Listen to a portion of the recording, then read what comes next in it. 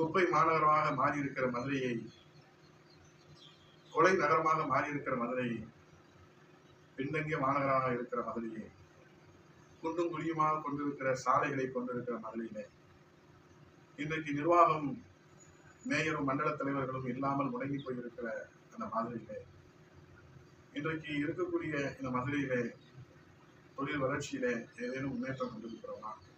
வேலை வாய்ப்பிலே ஏதேனும் முன்னேற்றம் கண்டிருக்கிறோமா? சட்டம் ஒழுங்கை சீர் செய்வதிலே ஏதேனும் முன்னேற்றம் கண்டிருக்கிறோமா? அல்லது நகரை விரிவுபடுத்துவதிலே ஏதேனும் முன்னேற்றம் கண்டிருக்கிறோமா?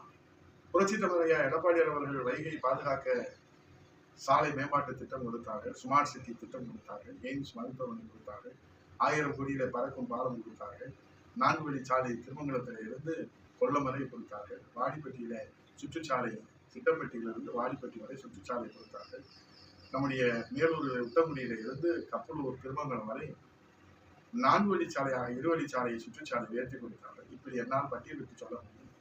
மாவட்ட ஆட்சியர் அலுவலகம் தொடங்கி இன்றைக்கு அமுத திட்டத்திலே லோயர் கேம்பிலே மக்கள் பயன்பாட்டுக்காக நீங்கள் வழங்க இருப்பதாக செய்தி வருகிறது. அந்த கூட்டு குடிநீர் திட்டத்தையும் புரட்சி தலைவர் எடப்பாடியார் நாம் தமிழக மக்களுக்கு சொன்னார்.